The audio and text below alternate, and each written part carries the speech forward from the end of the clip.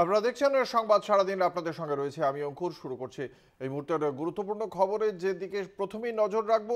এক দেশ এক ভোট, এই প্রস্তাব দেওয়া হয়েছিল কেন্দ্রীয় সরকারের পক্ষ থেকে গত 2রা সেপ্টেম্বর 2023-এ। এই সংক্রান্ত একটি কমিটি গঠন করা হয় এবং সেই কমিটি ইতিমধ্যেই জাতীয় যে সমস্ত রাজনৈতিক দল রয়েছে তাদের সঙ্গে, পাশাপাশি আঞ্চলিক রাজনৈতিক দলগুলির সঙ্গে, সমস্ত স্বীকৃত রাজনৈতিক দলগুলির সঙ্গে এই কমিটি বৈঠকও করে। সেই বৈঠকের পর আজকে এই কমিটির পক্ষ থেকে সাধারণ নাগরিকরা, ভারতবর্ষের নাগরিকরা কি মনে করছেন যে এক দেশ এক নির্বাচন যদি হয় তাহলে সেক্ষেত্রে তাদের কি অভিমত তা জানতে চাওয়া হলো। একটি নির্দিষ্ট মেল আইডি দেওয়া হয়েছে, যে মেল আইডিতে সাধারণ নাগরিকরা জানাতে পারবেন তাদের মতামত, যে এক দেশ এক ভোট হলে ভালো মন্দ প্রত্যেকটি দিকই তারা জানাতে পারবেন। আগামী 15ই জানুয়ারির মধ্যে এই সংক্রান্ত বিষয়ে তাদের মতামত জানাতে হবে। এই বিষয়ে লোকসভার কংগ্রেসের দলনেতা অধীর রঞ্জন চৌধুরী তিনি কি বলেছেন আমরা শোনাবো।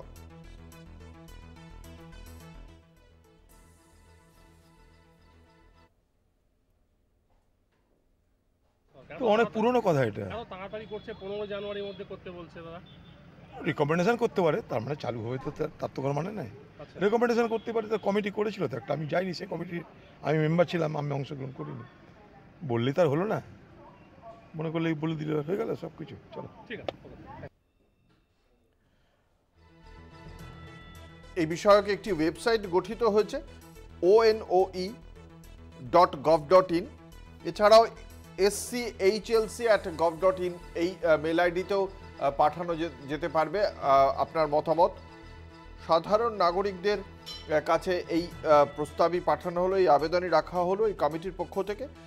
আগামী 15ই জানুয়ারির মধ্যে সমস্ত মতামত পাওয়ার পর এই সংক্রান্ত যে কমিটি গঠন হয়েছে সেই কমিটির সমস্ত মতামতের বিষয়গুলি তারা পরীক্ষা করবেন এবং এই সুপারিশগুলি তারা খতিয়ে দেখার পর এই বিষয়ে তারা তাদের প্রস্তাব শেষ পর্যন্ত জমা দেবেন, লোকসভায় জমা দেবেন। একই সঙ্গে তাদের এই বক্তব্য লোকসভায় জানানোর পর সেই বিষয়ে আলোচনাও হতে পারে। প্রত্যেকটি ক্ষেত্রেই ভারতের সংবিধানের মধ্যে এই বেশ কয়েকটি ধারারও পরিবর্তন করার প্রয়োজন হবে। সেক্ষেত্রে সেই ধারাগুলির ক্ষেত্রে লোকসভার নির্বাচনের ক্ষেত্রে এবং লোকসভা ভেঙে দেওয়ার ক্ষেত্রে যে সমস্ত ধারাগুলি রয়েছে প্রত্যেকটি ধারাই পরিবর্তনের প্রয়োজন হবে। শুধু ধারা পরিবর্তন নয়, এর প্রেক্ষিতে রাজনৈতিক যে উদ্দেশ্য সেই রাজনৈতিক উদ্দেশ্যটা নিয়েও কিন্তু চিন্তাভাবনা করছেন রাজনৈতিক দলগুলি। ঠিক কী কারণে কেন্দ্রের বিজেপি সরকার এমন একটি প্রস্তাব দিচ্ছে সেই বিষয়টি কিন্তু জানার চেষ্টা এই মুহূর্তে আমাদের সঙ্গে টেলিফোন লাইনে রয়েছেন রাজ্য বিজেপির মুখপাত্র শ্রমিক ভট্টাচার্য। ঠিক কি কারণে এই ওয়ান নেশন ওয়ান ইলেকশনের প্রস্তাব? দেশে সামগ্রিকভাবে আভ্যন্তরীণ নিরাপত্তা, শান্তি শৃঙ্খলা এবং সরকারের উপর থেকে টাকার বোঝা কমানো, নির্বাচনকে একটু খরচ চাপ থেকে বাইরে বের করে আনার লক্ষ্যেই আজকে এই সমীক্ষা চলছে। এই মতামত শুধু কোনো রাজনৈতিক দলের নয়, এই দেশের বহু মানুষ চান, বহু রাষ্ট্রবিজ্ঞানী চান, বহু সমাজবিজ্ঞানী, দেশের অর্থনীতিবিদ, প্রত্যেকেরই সপক্ষে একটা নির্দিষ্ট মতামত আছে।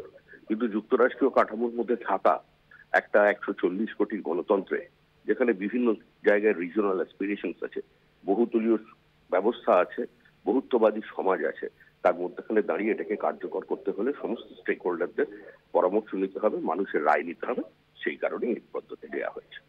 তৃণমূল কংগ্রেসের সঙ্গে কথা বলেছিলাম, তাদের বক্তব্য যে এক্ষেত্রে ভারতীয় জনতা পার্টি এই লোকসভা নির্বাচন এবং বিধানসভা নির্বাচন যদি একসঙ্গে করে তাহলে বিভিন্ন রাজ্যে যে বিধানসভা নির্বাচনের জন্য যে ভিন্ন ইস্যু থাকে সেই ইস্যুগুলি চাপা পড়ে যাবে। কেন্দ্রীয় একটি ইস্যু নিয়েই হবে, সেটি বিজেপির স্থির করা কেন্দ্রীয় একটা ইস্যু এবং সেক্ষেত্রে হিন্দুত্বটা থাকবে।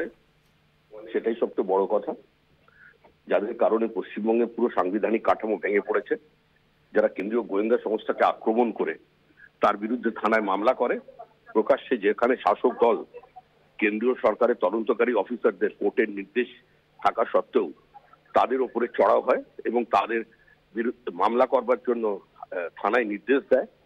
বিভিন্ন সময় তাদের উপরে বিভিন্ন ধরনের আক্রমণ নামিয়ে আনে। তাদের কোনো নৈতিক কিংবা রাজনৈতিক অধিকার আছে কিনা কোনো রাজনৈতিক বিতর্কে অংশগ্রহণ করার, এটা আমার জানা নেই। ধন্যবাদ। ধন্যবাদ।